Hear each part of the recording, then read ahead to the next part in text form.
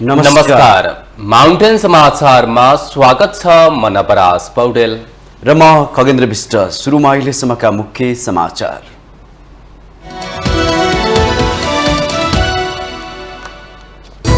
आज 73औं प्रजातन्त्र दिवस। 104 वर्ष जाने र शासन अन्त्य भई प्रजातन्त्र स्थापना भएको सम्झनामा विविध कार्यक्रम गरी मनाइँदै। पूर्व राजा ज्ञानेन्द्र शाहले अघि सारे राजनैतिक दलहरूसँग सहकार्यको प्रस्ताव।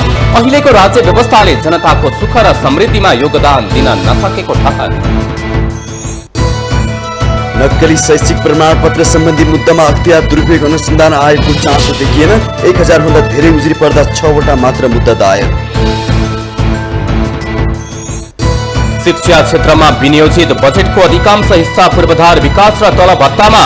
समग्र बजेटको अनुपातमा धेरै रकम खर्चदा पनि प्रतिफल आएन। नयाँ बस पार्क स्थित लोच्छे महलमा तोडफोड गरी लुटपाट गर्ने तथा प्रहरीको सवारी साधन आगजनी गर्नमा संलग्न 4 जना पक्राउ। थप केही व्यक्तिको पहिचान हुँदै। अमेरिकी राष्ट्रपति बाइडेनद्वारा राष्ट्रिय सुरक्षा टोलीलाई शंकास्पद वस्तु पत्ता लगाउने संयन्त्रको विकास गर्न निर्देशन। चिनिया राष्ट्रपतिसँग वार्ता हुन सक्ने। र ज्ञानेन्द्र र आसिफको कीर्तिमानी साझेदारी सँगै आइसिसी विश्व क्रिकेट लिग 2 मा नाम्चीमाथि नेपालको शानदार जित। कुशल मल्लको विस्फोटक अर्धशतक।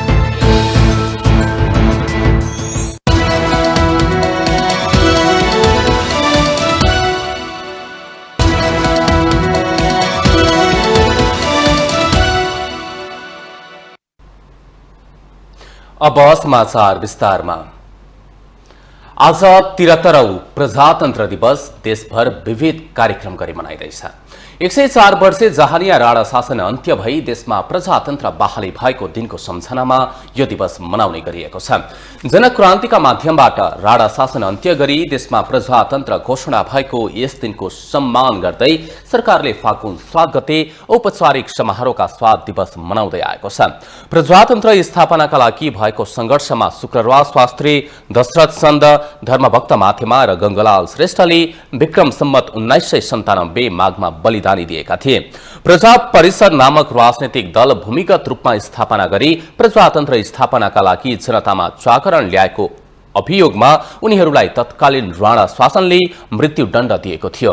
नेपाली कांग्रेसका संस्थापक नेता बीपी कोइरालाको नेतृत्वमा भएको सशस्त्र र निर्णायक आन्दोलनले नेपालमा 2007 साल फागुन 7 गते प्रजातन्त्र स्थापना गरेको थियो। जहानिया राणा शासन विरुद्ध जनताले आन्दोलन गरेपछि राणा शासक जनता समक्ष घोडा टेक्न बाध्य भई प्रजातन्त्र स्थापना भएको घोषणा गरिएको हो। तत्कालीन राजा त्रिभुवनको घोषणापछि राणा र कांग्रेस सम्मिलित सरकार गठन भई नेपालमा प्रजातान्त्रिक शासनकालको सूत्रपात भयो। फागुन 7 मा प्रजातन्त्र स्थापना भएको सम्झनामा सरकारले प्रत्येक वर्ष औपचारिक कार्यक्रमको आयोजना गरी प्रजातन्त्र दिवस मनाउँदै आएको छ। प्रजातन्त्रकै जगमा लोकतन्त्र हुँदै मुलुकमा संघीय लोकतान्त्रिक गणतन्त्रात्मक शासन व्यवस्था स्थापना भएको छ।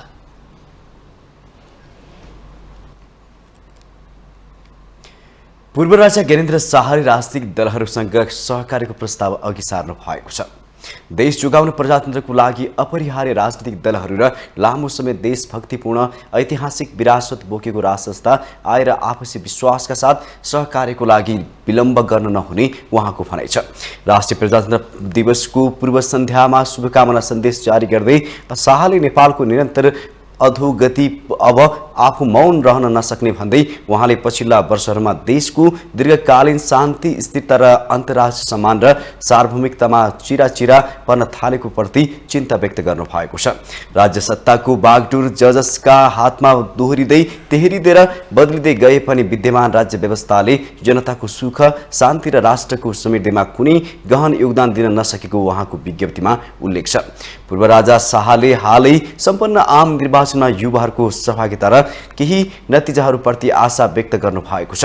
नेपाल एकीकरणको झण्डै 240 वर्षपछि आफूले शासकीय सत्ता रूपी जनताको नासो जनतालाई नै बुझाएको स्मरण गराउँदै उहाँले मुलुक अहिले भ्रष्टाचार, निराशा लाग्दो आर्थिक शिथिलता र सामाजिक विग्रहको चपेटामा फसेको टिप्पणी गर्नु भएको छ। पूर्व राजा शाहले देश बलियो बनाउन राजनीतिक तथा सामाजिक रूपले दबाव दिन सक्ने युवा शक्ति बाहिर हुँदा राजनीतिक दलका नेताहरूलाई हाई सन्चो भएको बताउनु भएको छ। नेपालको सार्वभौमिकता परिचयमा नै आँच आउने गरी कमजोरी मानसिकताका साथ स्वार्थ केन्द्रित अपरिपक्व परराष्ट्र नीतिको अभ्यास गम्भीर चिन्ताको विषय भएको उहाँको विज्ञप्तिमा उल्लेख छ।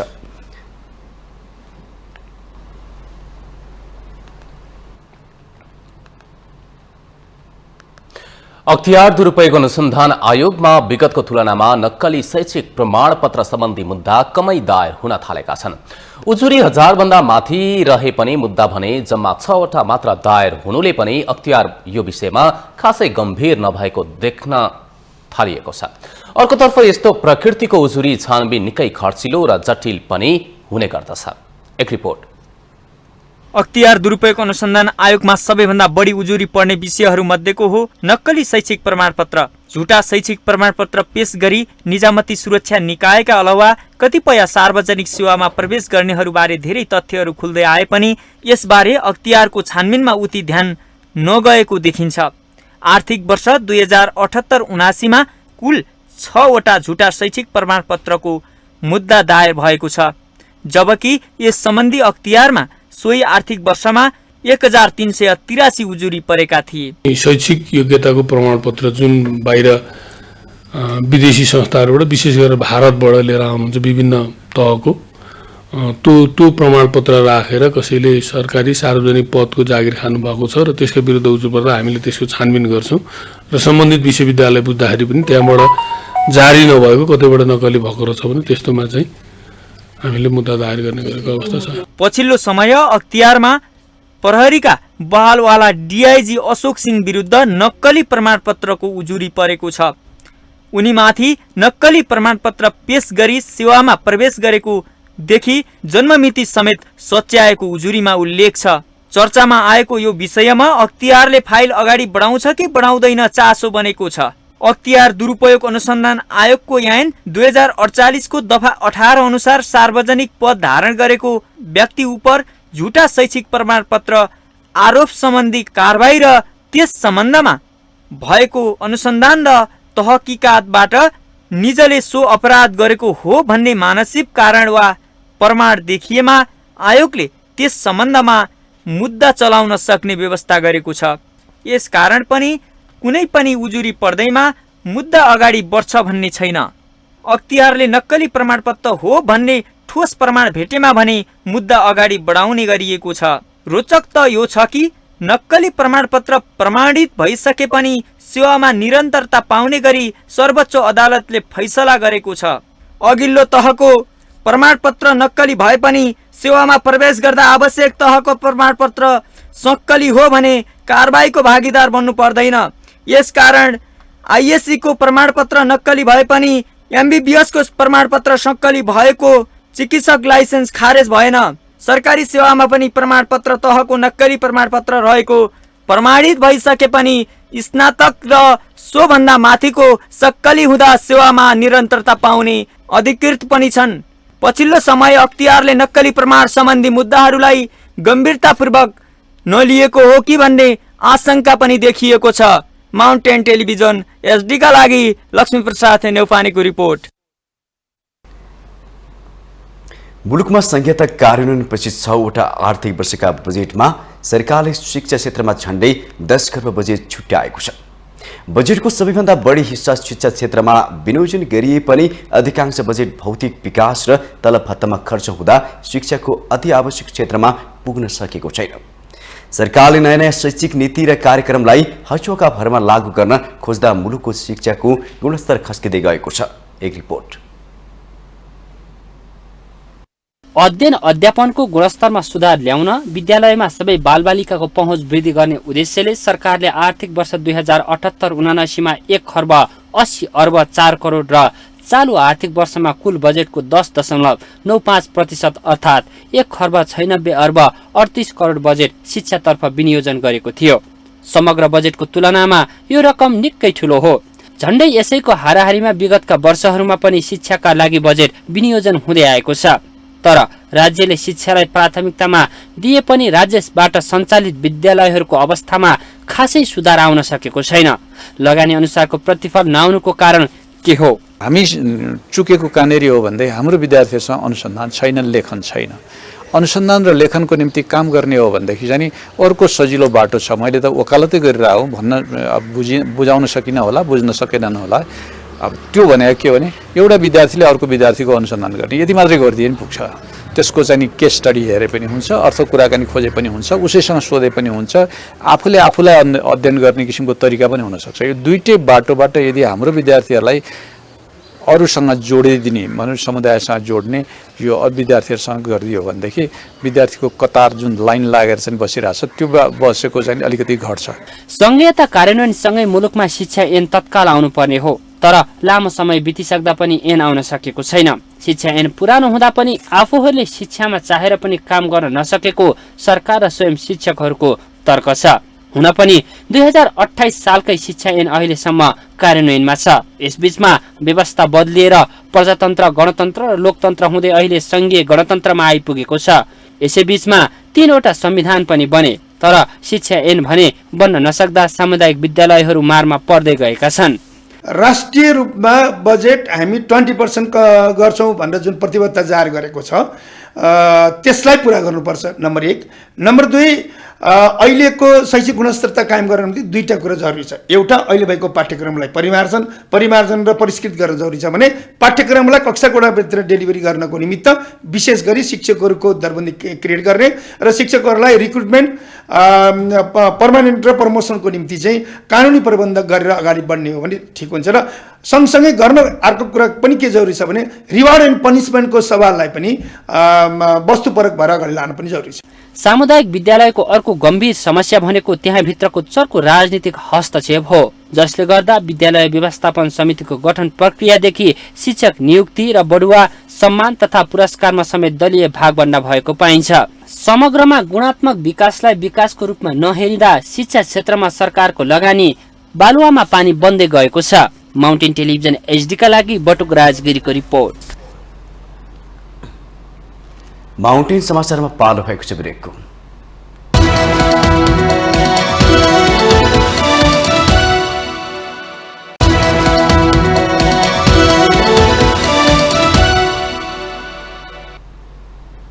ब्रेकपछि पुनः स्वागत छ। अब बाँकी समाचार। गत फागुन 1 गते नयाँ बस पार्क स्थित लोत्से महलमा तोडफोड गरी लुटपाट गर्ने तथा प्रहरीको सवारी साधन आगजनीमा संलग्न 40 जना पक्राउ परेका छन्। यातायात मजदुरका नाममा प्रहरीका 2वटा अभियानमा आगो लगाउने, लोत्से महल तोडफोड गर्ने तथा मोबाइल लुटपाटमा संलग्न भएको आरोपमा अहिलेसम्म 40 जना पक्राउ परेका हुन्। आन्दोलनकारीले लोत्से महलमा एसडीसी मोबाइल प्राली, डायमण्ड मोबाइल प्राली र सुपरमार्केट प्रालीमा तोडफोड गरी मोबाइल चार्जर, रिचार्ज, इयरफोन लगायत सामग्री लुटपाट गरेका थिए। उनीहरूले प्रहरी वृत्त बालाजुको 2वटा गाडी चलाउनुका साथै बालाजु र माछा पोखरी चोकको ट्राफिक आइल्यान्डमा क्षति पुर्याएको प्रहरीको आरोप रहेको छ। आन्दोलनका क्रममा बालाजु चोकको अस्थायी प्रहरी पोस्टमा समेत आगो लगाइएको थियो। जिल्ला प्रहरी परिसर काठमाडौँका प्रवक्ता प्रहरी उपरीक्षक सीताराम रिजालले आगजनी र तोडफोडमा संलग्न 29 र मोबाइल लुटपाटमा संलग्न 11 जनालाई पक्राउ गरी अनुसन्धान थालिएको जानकारी दिनुभयो। उहाँले प्रहरीको बिहान आगजनी गर्ने र मल तोडफोड गरी चोरी गर्ने अन्य केही व्यक्तिको पहिचान भइरहेको भन्दै उनीहरूलाई पनि चाँडै नियन्त्रणमा लिने बताउनुभयो। नेपाल यातायात मजदुर संघ, अखिल नेपाल यातायात मजदुर संघ, नेपाल यातायात स्वतन्त्र मजदुर संगठन लगायतको नेतृत्वमा भएको आन्दोलनले उग्र रूप लिँदा उक्त घटना भएको थियो। घटनामा अधिकांश व्यक्ति चालक, सहचालक, विद्यार्थी र विभिन्न होटल तथा रेस्टुराँका कामदार रहेका थिए। लुटपाटमा संलग्नलाई मुलुकी अपराध संहिता ऐन बमोजिम चोरी तथा डाका गर्न नहुने कसुरमा अनुसन्धान भइरहेको प्रवक्ता रिजालको भनाइ छ।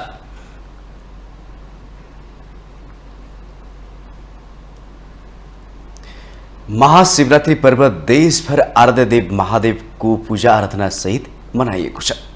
महादेवको पूजा आराधनाका लागि काठमाडौँको पशुपतिनाथ मन्दिर सहित देशभरका शिवालयमा भक्तजनको भिड लागेको थियो। नदीमा स्नान गरी शुद्ध भई बिहानैबाट शिवालयमा पुगेर श्रद्धापूर्वक महादेवको पूजा आराधना गर्ने गरिन्छ।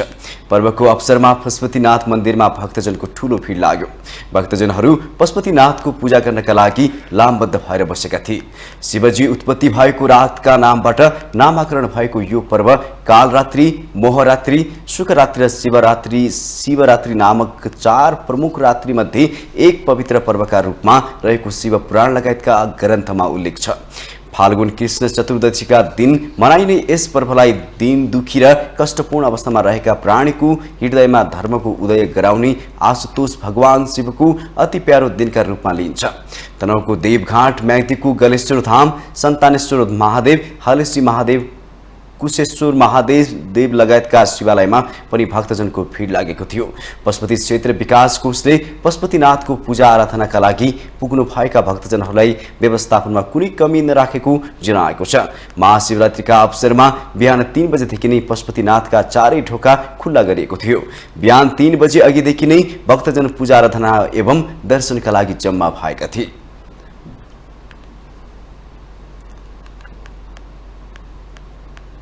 महाशिवरात्रिको अवसरमा पशुपति क्षेत्रमा लाखौं श्रद्धालुहरूको ओइरो लाग्यो। त्यो भिडमा आकर्षणको केन्द्रमा रहे जोगीहरू कोही धुनी लगाउँदै शंख फुकिरहेका त कोही शिवजीको महाप्रसाद भन्दै गाजा तानिरहेका देखिन्थे। नागा बाबाहरूको चढ्ती कलाले धेरैको ध्यान खिचेको देखिन्थ्यो। एक रिपोर्ट।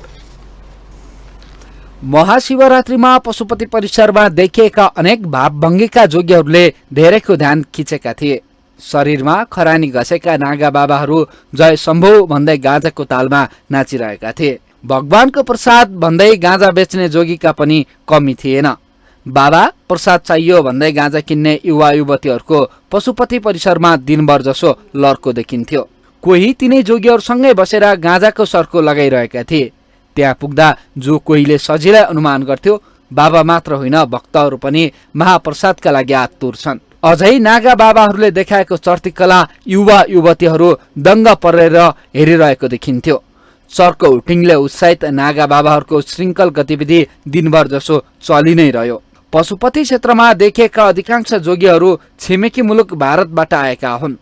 सरकार हमको विदाई देकर दक्षिणा मिलेगा सरकार की तरफ से, आके दक्षिणा लेके हम लोग गेट आउट लेट्स गो हो जाएंगे, अपनी अपनी गुफा में चले जाएंगे। काशी, कोई हरिद्वार, कोई उज्जैन, कोई हरियाणा, कोई पंजाब, कोई हिमाचल, कोई जम्मू, कोई कहाँ, सब साधु अपने अपने जगह में चले जाएगा।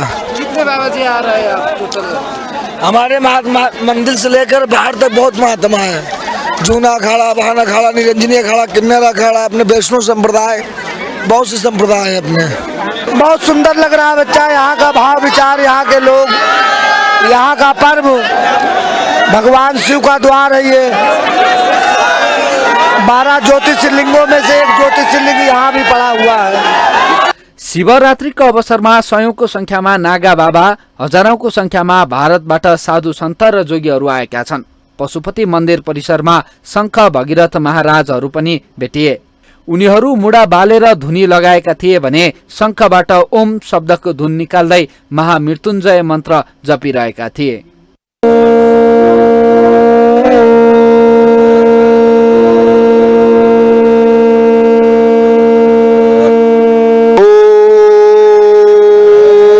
त्र्यम्बकं यजामहे सुगन्धिं पुष्टिवर्धनम्।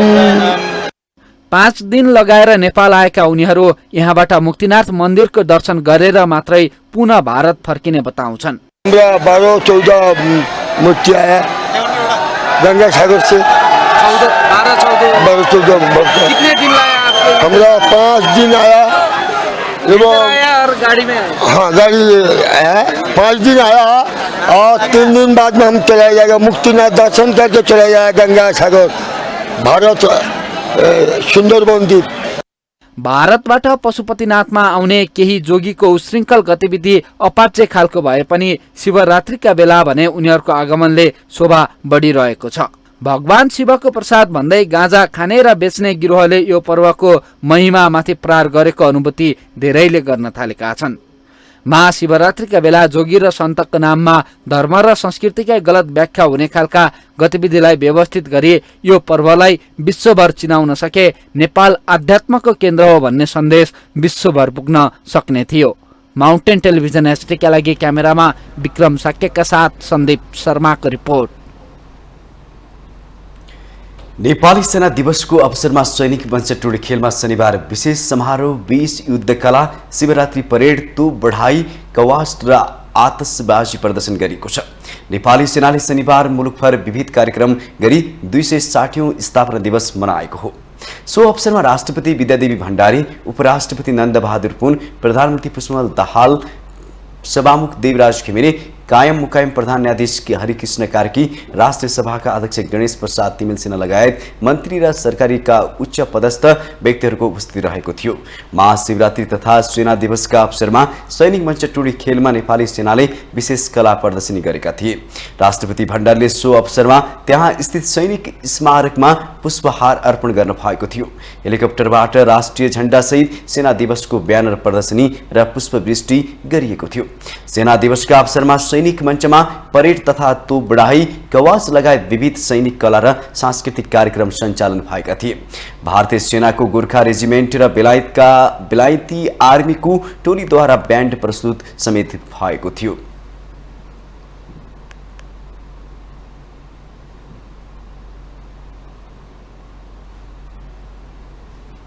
Deployment in UN peacekeeping operations.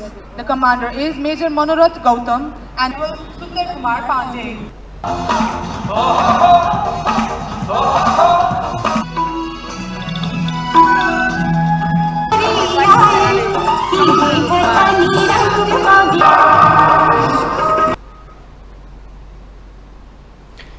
जंगियड्डा मातहत मुलुकका विभिन्न भागमा तैनात पीर्तना बाहिनी गण गुल्म लगायत निकायमा यो दिवसका अवसरमा विभिन्न कार्यक्रम आयोजना गरिएको थियो। नेपाली सेनाको संगठन प्रमुखमा हाल प्रधान सेनापति प्रभुराम शर्मा हुनुहुन्छ। नेपाली सेनाले महाशिवरात्रिको दिनलाई सेना दिवसको रूपमा मनाउने गर्दछ। संयुक्त राष्ट्र संघीय शान्ति स्थापना कार्यमा नेपाली सेना सन् 1958 देखि संलग्न रहँदै आएको छ। शान्ति स्थापनाका लागि सेना खटाउने मुलुकको सूचीमा नेपाली अग्रस्थानमा रहेको छ।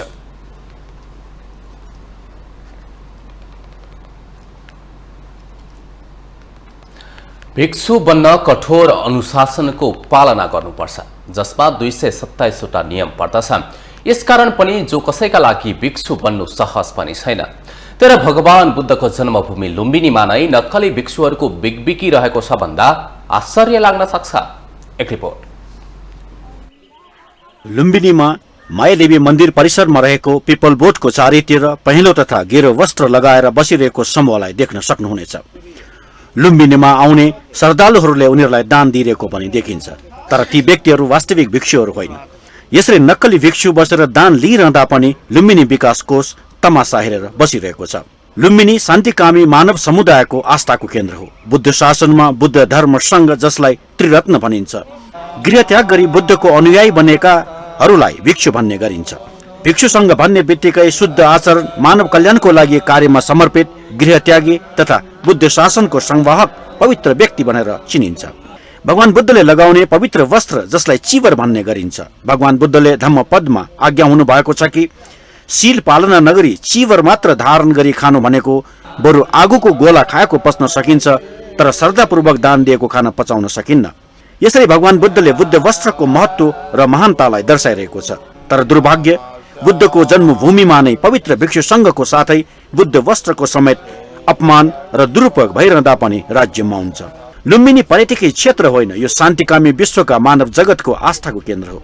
त्यसैले विश्व सम्पदामा रहेको ऐतिहासिक पवित्र धार्मिक स्थलको पवित्रतालाई कायम राख्नु लुम्बिनी विकास कोष तथा सरकारको दायित्व हो।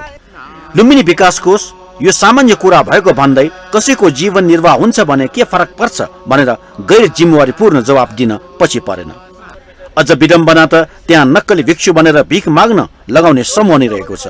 जब हामी त्यहाँ पुगेर छायाङ्कन गर्न थाले, पछाडि एकजना व्यक्तिले तत्काल पाठ गर्न आदेश दिए। नक्कली भिक्षुहरूले पाठ सुरु गरे, त्यो पनि अशुद्ध रहेको छ। आधालाई त त्यति पनि आएको रहेनछ। त्यति मात्र होइन, शान्ति स्तूपको मूल ढोकामा नै भिख मागिरहेको दृश्य देख्न सक्नुहुनेछ भने चारैतिर फुटपाथ पसलहरू पनि रहेका छन्। विश्व सम्पदाको मापदण्ड विपरीत मनपरी फुटपर राख्दा पनि बुद्ध शासनकै बेजट भइरहँदा पनि सम्बन्धित निकाय सरोकारवालाहरू कानमा तेल हालेर बसिरहेका छन्। विश्व सम्पदा क्षेत्रमा रहेको पवित्र स्थलमा जुन सोचसहित कार्य भइरहेको छ यसले लुम्बिनीको महत्त्व र महिमालाई नै आघात पुर्याइरहेको छ। त्यसलाई तत्काल नियन्त्रण गरिएन भने भोलि लुम्बिनीको गरिमा घट्ने निश्चित छ। तसर्थ यसबारे सम्बन्धित निकाय र राज्यको ध्यान तत्काल जानु आवश्यक देखिन्छ। माउन्टेन टेलिभिजन एचडीका लागि क्यामेरामा प्रशान्त मानन्दरका साथ विसन्तर साक्यको रिपोर्ट। माउन्टेन समाचारमा पालो भएको छ ब्रेकको।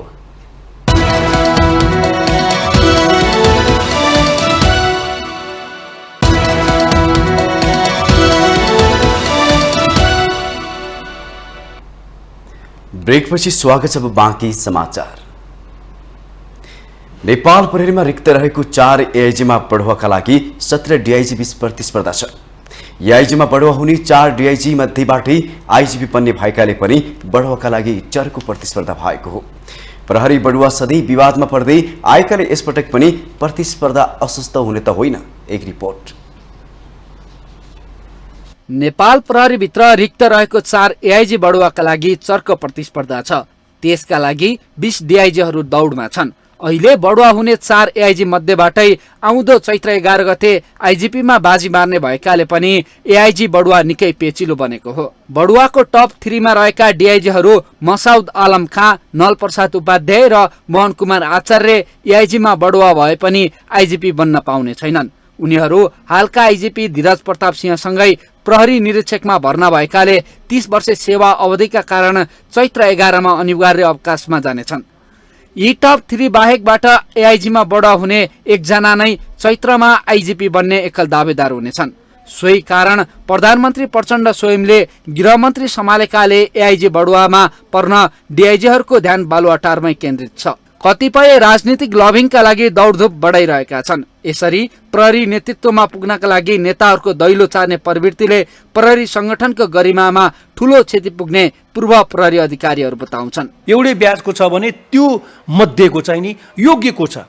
योग्य भन्नाले फेरि यो के अरे उच्च पदस्थ नेताजीहरूको घरमा परिक्रमा लाउने नै योग्यता चाहिँ नि हुनुहुन्न नि। फेरि साँच्चीकै योग्य छ। प्रहरी संगठनको पनि तपाईको अभिलेखीकरणमा चाहिँ नि उसको चाहिँ नि कार्य सम्पादन मूल्याङ्कन राम्रो छ हैन।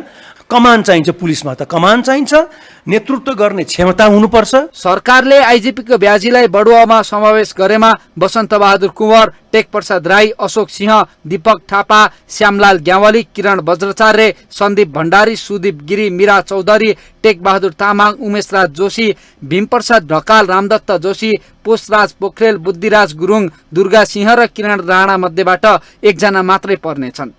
विश्वस्त स्रोतका अनुसार प्रधानमन्त्री प्रचण्ड पनि आफू अनुकूलको पात्रलाई आइजिपी बनाउने मार्ग प्रशस्तिको प्रयासमा देखिन्छन्। यसरी प्रहरी संगठनभित्र राजनीतिक घुसाउँदा झनै विवादमा पर्न सक्ने पूर्व प्रहरी अधिकारीहरूको तर्क छ। यहाँ त समस्या कस्तो भइदियो भनेपछि हाम्रो प्रमोसनमा नेपाल प्रहरीको प्रमोसनको कुरा गर्दाखेरि जहाँबाट तपाईँ उभिनु हुनुहुन्छ त्यहाँबाट लाइन सुरु गर्ने चलन भएको छ कि होइन। अब त्यसले गर्दा तपाईँको मान्छेलाई त फाइदा होला। जुन तपाईँले भन्नुभयो नि एकजना मान्छेलाई लिएर मात्रै प्रमोट गर्ने किसिमले त्यो गर्न खोजिरहेछन् भनेपछि आफ्नो मान्छे जहाँ उभिरहेछ त्यहीँबाट लाइन सुरु गर्न खोजेको हो नि त। यसले गर्दा तपाईँलाई त फाइदा होला, तपाईँको पार्टीलाई फाइदा होला। तर लङ टर्ममा के हुन्छ भनेपछि तपाईँको इन्स्टिट्युसन कमजोर हुँदाखेरि यसले इन्स्टिट्युसनलाई मात्रै होइन कि यसले तपाईँको समाजलाई र यसले राष्ट्रलाई पनि राम्रो गर्छ। नेपाल प्रहरीभित्र आइजिपीमा आफू अनुकूलको प्रहरी अधिकारी ल्याउन खोज्दा प्रहरी संगठन झनै विवादमा आउने गरेको छ। प्रहरी संगठनभित्र झनै राजनीतिक हस्तक्षेप बढाउँदा चेन अफ कमान्ड फितल हुने अवस्था बन्द छ। माउन्टेन टेलिभिजन एचडीका लागि क्यामेरामा निखिल कपालीका साथ सन्दीप शर्माको रिपोर्ट।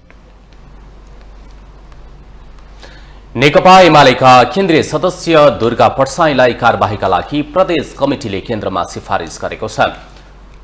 शनिबार बिहान बसेको प्रदेश कमिटिको पूरा बैठकले पार्टी हित विपरीत गतिविधि गरेको भन्दै कारबाहीका लागि केन्द्रमा सिफारिस गरिएको एमाले स्थायी कमिटी सदस्य तथा प्रदेश इन्चार्ज राजेन्द्र गौतमले जानकारी दिनुभयो। केन्द्रीय कमिटी सदस्य भएकाले हामीले यहाँबाट कारबाही गर्न नमिल्ने भएकाले केन्द्रमा सिफारिस गरेको उहाँले बताउनुभयो।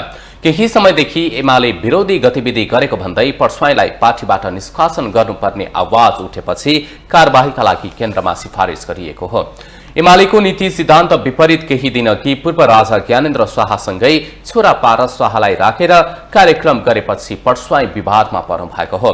मेडिकल व्यवसाय समेत रहेका पटस्वाईले धर्म र राष्ट्रियता बचाउने भन्दै अभियान सुरु गर्नु भएको छ। उहाँले गत सोमबार काकड भिट्टाबाट राष्ट्रियता, धर्म, संस्कार र नागरिक बचाउ महाअभियानको सुरु गरिसक्नु भएको छ।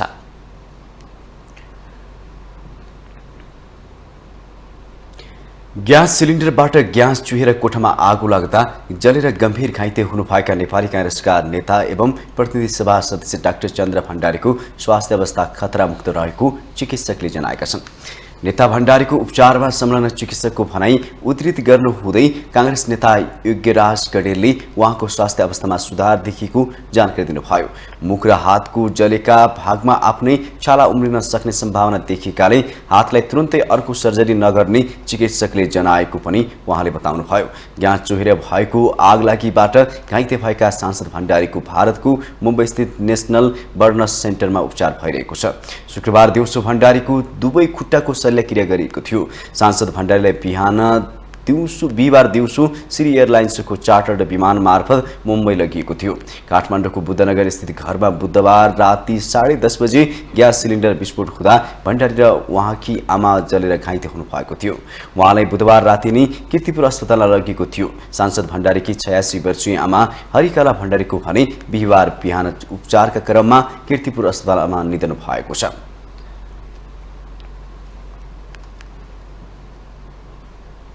हामीसँग आर्थिक अन्तर्राष्ट्रिय खेल समाचार बाँकी नै छ। माउन्टेन समाचारमा पालो भएको छ ब्रेकको।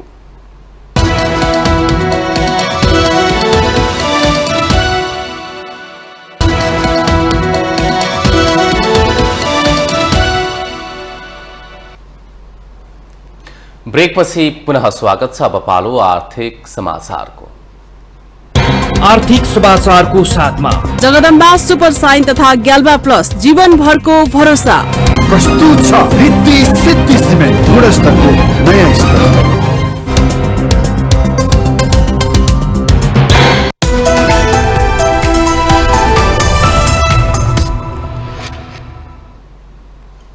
आफ्नो खातामा बहुजात नभएको जानकारी हुँदाहुँदै पनि चेक काटिदिने गल्ती चेक बाउन्सलाई बैंकिङ कसुर मानिने विद्यमान व्यवस्था परिमार्जन गर्न विकास बैंकहरूले आग्रह गरेका छन्। डेभलपमेन्ट बैंकर्स एसोसिएसनले बैंकिङ कसुर तथा सजाय ऐन 2064लाई संशोधनको माग गर्दै राष्ट्र बैंक समक्ष बुझाएको सुझावमा यस्तो विषय उल्लेख गरिएको छ। पछिल्ला वर्षहरूमा कालो सूचीमा पर्ने मध्ये अधिकांश चेक बाउन्सको मुद्दाका कारण रहेका छन्। यसकारण यो प्रवृत्ति निरुत्साहित गर्नका लागि चेक बाउन्सको विषयलाई बैंकिङ कसुर तथा सजाय ऐनबाट हटाएर विनिमय अधिकार पत्र ऐन 2034 अन्तर्गत राख्नुपर्ने एसोसिएसनको माग रहेको छ। यस्तै कसुर पुष्टि हुने प्रमाण प्राप्त भएपछि मात्र बैंकका कर्मचारीलाई पक्राउ गरेर बैंकिङ कसुर सम्बन्धी मुद्दा चलाउनु पर्ने नीतिगत व्यवस्था गर्न पनि एसोसिएसनले माग गरेको छ। ऋण प्रवाह गर्ने प्रक्रियामा आफू सहभागी नभए पनि पदीय दायित्वका कारणले उक्त फाइलमा हस्ताक्षर गर्ने सबै कर्मचारीलाई बैंकिङ कसुर सम्बन्धी मुद्दा चलाउन सकिने विद्यमान व्यवस्था परिमार्जनको माग गर्दै एसोसिएसनले उक्त सुझाव दिएको हो।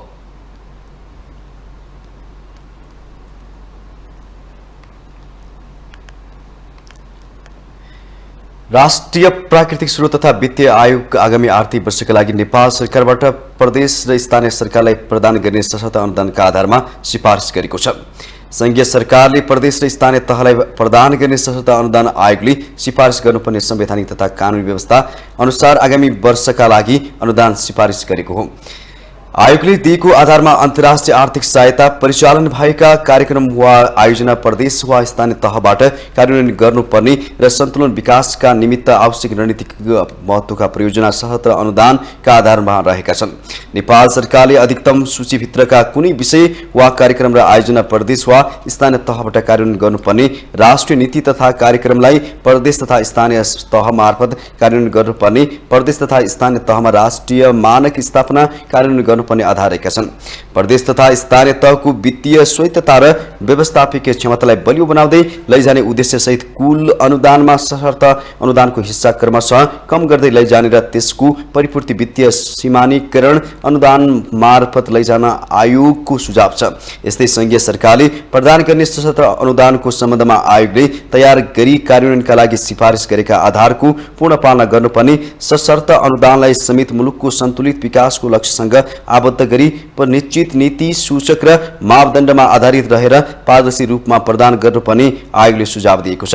केन्द्रीय सरकारले प्रदेश तथा स्थानीय तहलाई सशर्त अनुदान प्रदान गर्दा राष्ट्रिय नीति, प्राथमिकता र दीर्घकालीन लाभ र फराकिलो तथा समतामूलक आर्थिक वृद्धि दरलाई टेवा पुग्ने प्रकृतिका ठूला तथा मझौला र रणनीतिक महत्त्व आयोजना कार्यान्वयनमा जोड दिइरहेको छ।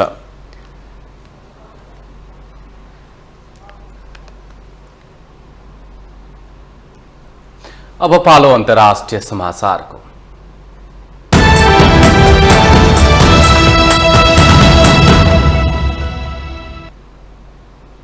अमेरिकाका राष्ट्रपति जो बाइडेनले राष्ट्रिय सुरक्षा टोलीलाई वायुमण्डलमा मानवरहित तरिकाले राखिन सक्ने शंकास्पद वस्तुहरू पत्ता लगाउने संयन्त्रको विकास गर्न निर्देशन दिनुभएको छ।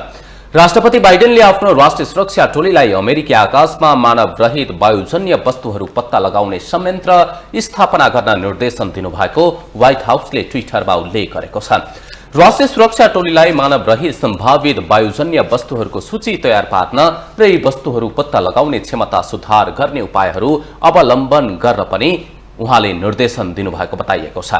अमेरिकी आकाशमा हालै देखिएका शंकास्पद वस्तुहरूबारे अमेरिकाको प्रतिक्रियाका विषयमा टिप्पणी गर्दै राष्ट्रपति बाइडेनले गुप्तचर निकायले विगतका दिनहरूमा खसालेका 3 वस्तुहरू चीनको निगरानी प्रणालीसँग सम्बन्धित रहेको वा नरहेको बारे अनुसन्धान गर्न समेत निर्देशन दिनुभएको छ।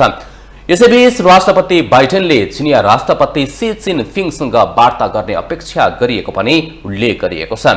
गत फेब्रुअरी 4 मा चीनले मुख्य रूपमा मौसम विज्ञानको अनुसन्धानका लागि प्रयोग गरिएको नागरिक हवाई जहाज भएको दाबी गरेको विशाल बेलुनलाई 1 हप्तासम्म देशमा गुमाएपछि खसालेको अमेरिकाले दाबी गरेको छ। राष्ट्रपति बाइडेनले अमेरिकाले आफ्नो आकाशमा देखेका हरेक मौसमी बेलुनलाई गोली नहाने पनि ती जासुसीसँग सम्बन्धित छन् वा छैनन् त्यसबारे भने गम्भीर अनुसन्धान गर्ने प्रश्न पार्नु भएको छ। यदि कुनै वस्तुले अमेरिकी जनताको सुरक्षामा खतरा उत्पन्न गरे त्यसलाई नियन्त्रण गर्न अमेरिका सक्षम हुने पनि बाइडेनको दाबी थियो।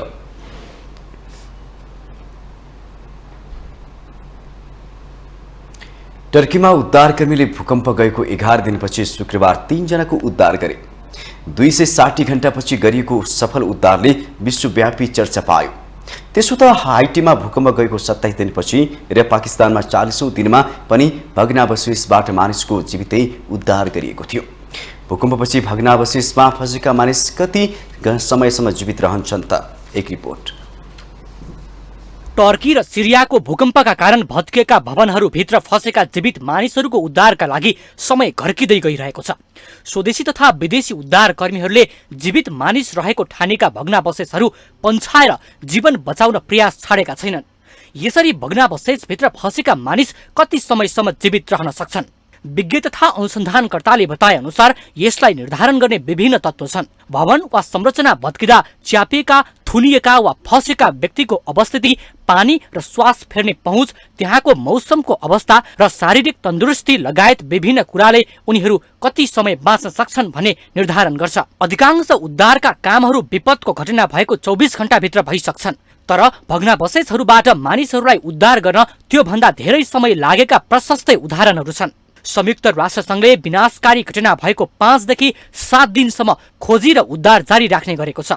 यस्तो निर्णय पनि लगातार 1 वा 2 दिनसम्म जीवित मानिसहरूको उद्धार हुन नसकेको अवस्थामा मात्रै लिन्छ। त्यसो भए के तत्त्वले विपदमा फँसेका मानिसहरूलाई जीवित राख्छ? आपतकालीन घटनामा आफ्नो शरीरको अवस्थिति बाँच्ने अवस्थाका लागि सबैभन्दा महत्त्वपूर्ण हुने विज्ञहरू बताउँछन्। ड्रप, कभर र होल्ड अर्थात् निहुरिनु, छेकिनु र रोकिनुको अभ्यास गर्दा बाँच्न र श्वास फेर्ने बाटो बनाउन सहज हुन्छ।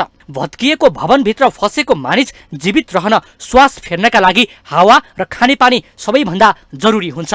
तर बाँच्ने कुरा उसलाई लागेको चोटमा पनि भर पर्छ। रगत बगिरहेको छ भने कुनै पनि मानिस 24 घण्टापछि जीवित भेटिने सम्भावना कम रहन्छ।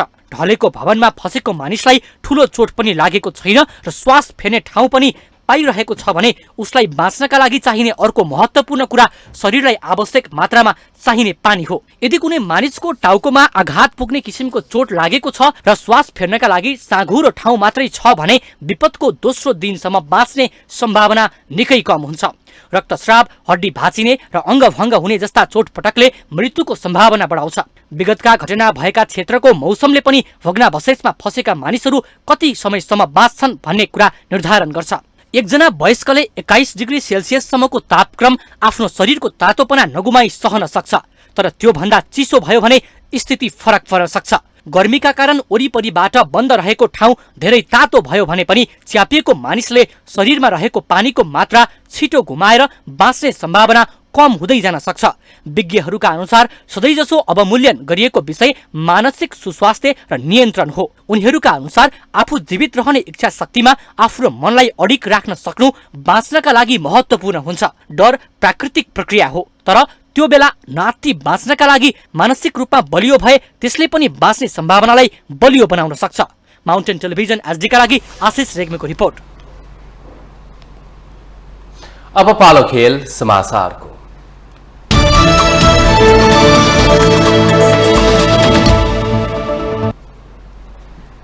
आसिफ शेख र ज्ञानेन्द्र मल्लको अर्धशतकमा नेपालले विश्वकप लिग 2 मा नामिबियालाई शनिबार 3 विकेटले पराजित गरेको छ। यी दुईले दोस्रो विकेटमा कीर्तिमानी 139 रनको साझेदारी गरेपछि नेपालले 275 रनको लक्ष्य 15 बल अगाडि नै पूरा गर्न सक्यो। एक रिपोर्ट। नेपालले लिग 2 को एउटा श्रृङ्खलामा 3 खेल जितेको यो पहिलो पटक हो। 2020 मा काठमाडौँमा भएको ओमान र अमेरिका सम्मिलित श्रृङ्खला, 2021 मा मस्कटमा ओमान र अमेरिका सम्मिलित श्रृङ्खला र 2022 मा दुबई भ्रमणमा युएई र पपुवा न्युगिनी सम्मिलित श्रृङ्खलामा नेपालले यसअघि 2-2 खेल जितेको थियो। लगातार तेस्रो विजयले नेपालको एकदिवसीय अन्तर्राष्ट्रिय मान्यता जोगाउने आशालाई कायमै राखेको छ। नेपाल 27 खेलमा 24 अङ्क सहित 7 राष्ट्र सम्मिलित लिग 2 को अङ्क तालिकामा 6औं स्थानमा छ। एकदिवसीय अन्तर्राष्ट्रिय मान्यतालाई कायम राख्न नेपालले बाँकी रहेको 9 मध्येको 6 खेल जित्नु पर्नेछ। लगातार तेस्रो खेलमा पराजित नामिबिया 33 खेलमा 37 अङ्क सहित तेस्रो स्थानमा छ। लिग 2 को शीर्ष 3 टोली विश्वकप छनौटमा पुग्नेछन् भने शीर्ष 5 टोलीले एकदिवसीय मान्यतालाई कायम राख्नेछ। नेपालले पहिलो 2 खेलमा नामिबियालाई 2 विकेटले र स्कटल्यान्डलाई 3 विकेटले पराजित गरेको थियो। कुशल भुर्तेल 1 रनमै आउट भएपछि आसिफ र ज्ञानेन्द्र खेलमा हावी भएका थिए। ज्ञानेन्द्रको यो 7औं र आसिफको 6औं अर्धशतक हो। ज्ञानेन्द्र नेपालबाट एकदिवसीयमा सर्वाधिक अर्धशतक बनाउने खेलाडी बनेका छन्। ज्ञानेन्द्र 65 रनमा आउट भए। उनले 74 बल खेल्दै 5 चौका र 3 छक्का प्रहार गरे। ज्ञानेन्द्र र आसिफको साझेदारी नेपालको एकदिवसीय अन्तर्राष्ट्रियमा सबैभन्दा ठूलो साझेदारी हो।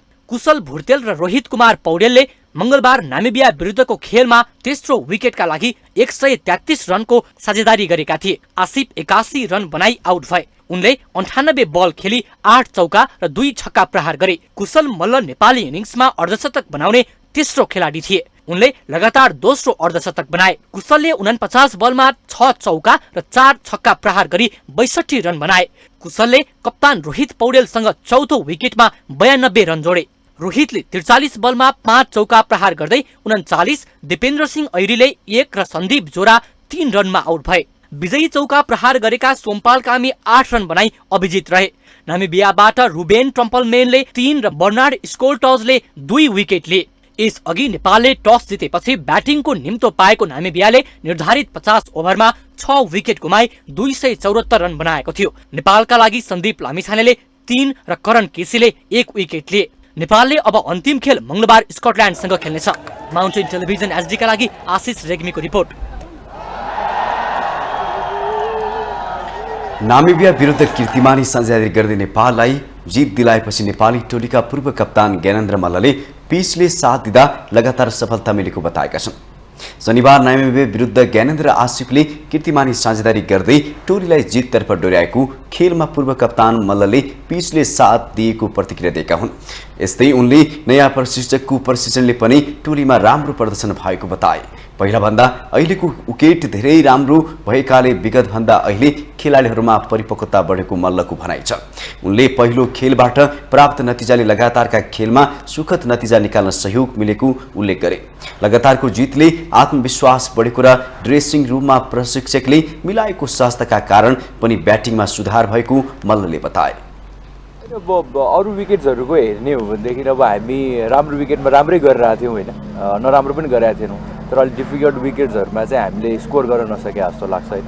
र अब अहिले नेपालमा हामीले यो सेकेन्ड सिरिज न खेलिरहेको थियौँ होइन CWCमा होइन।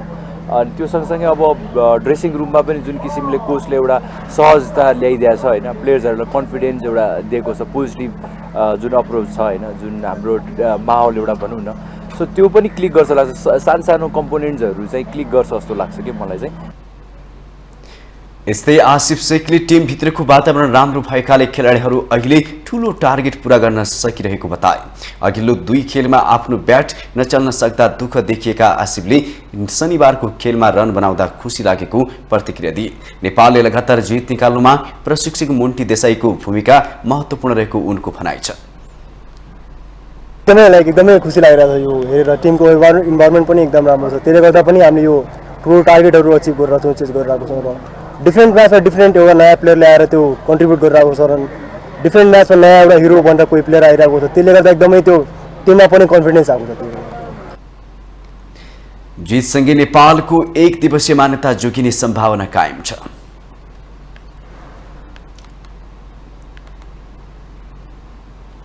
डडेलधुराको ऐतिहासिक अमरगढी किल्ला प्रचार प्रसार संरक्षण तथा प्रवर्धनका लागि खुल्ला हाफ म्याराथन प्रतियोगिता आयोजना गरिएको छ। महाशिवरात्रि र सेना दिवसका अवसरमा अमरगढी किल्ला संरक्षण तथा संवर्धन भन्ने नारासहित हाफ म्याराथन आयोजना गरिएको हो। हाफ म्याराथनमा पुरुष र महिला हाफ म्याराथन दौड प्रतियोगिता गरिएको छ। सेना दिवसको अवसर पारेर रणबम गण दह ब्यारेकले अमरगढी नगरपालिका, किल्ला विकास समिति र जिल्ला खेलकुद विकास समिति संघको सहकार्यमा प्रतियोगिता आयोजना गरिएको हो। प्रतियोगितामा पुरुषतर्फ 120 जना र महिलातर्फ 25 जना सहभागी रहेका थिए। प्रतियोगिता सञ्चालन गरेको छ, जसमा 21 किलोमिटर विडामा पुरुषहरूको लगभग 120 जनाको सहभागिता रहेको थियो र महिलातर्फको 10 किलोमिटरमा 25 जना सहभागिता रहेको थियो। त्यसै गरी चाहिँ कार्यालय प्रमुखहरूको सहभागितामा वाकाथन सञ्चालन गरेका थियौँ। करिब 25 जना चाहिँ सहभागी भएको थियो। आज यस दौड प्रतियोगिता गरेको मुख्य उद्देश्य हामीले डडेलधुराको पर्यटन विकास। पुरुषतर्फ 21 र महिलातर्फ 10 किलोमिटरको दूरी निर्धारण गरिएको थियो। पुरुषतर्फ टेकेन्द्र चन्द प्रथम भएका छन् भने महिलातर्फ नेपाली सेनामा कार्यरत ज्योति राणाले उपाधि उचालिन्। त्यहीमा मैले लामो दौडमा भाग लिएको थिएँ, त्यही भएर हुन्छ कि उनीहरूले कम भन्नुभएको थियो। केही तयारी नगरिकन हिजो दौडेर आज यहाँ आएको, दौडेर त्यसपछि अब आज मलाई लागिरहेको थियो सुरुमा दौड्ने बेला सक्दैन होला, उता दुखिरहेको थियो मेरो यहाँदेखि। 21 किलोमिटर दौड अमरगढी किल्ला, तुफान डाँडा, बागबजार, उग्रतारा मन्दिर, पुइलेक हुँदै अमरगढी किल्लासम्म भएको थियो।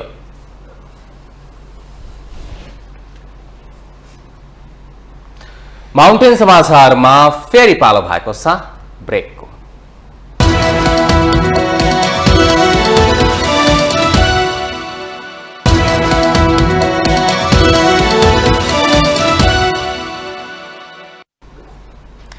ब्रेकपछि स्वागत छ। यो सँगै हामी माउन्टेन समाचारको अन्त्यमा आइपुगेका छौँ। जाँदा जाँदै मुख्य समाचार पुनः एकपटक।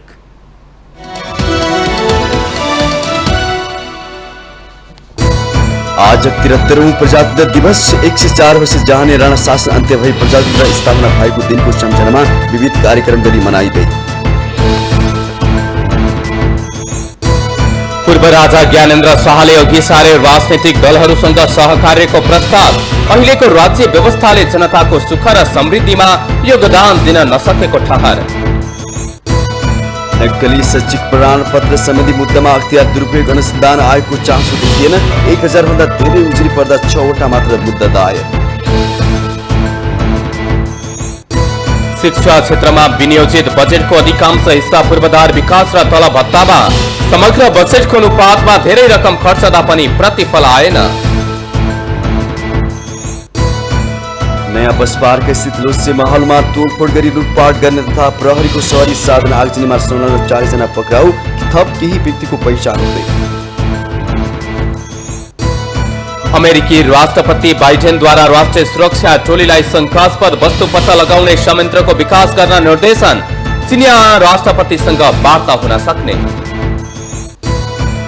र ज्ञानेन्द्र आशिकको कीर्तिमानी सजादारी सँगै आइसिसी विश्वकप क्रिकेट लिग 2 मा नामिबियामाथि नेपालको शानदार जित। कुशल मल्लको विस्फोटक अर्धशतक।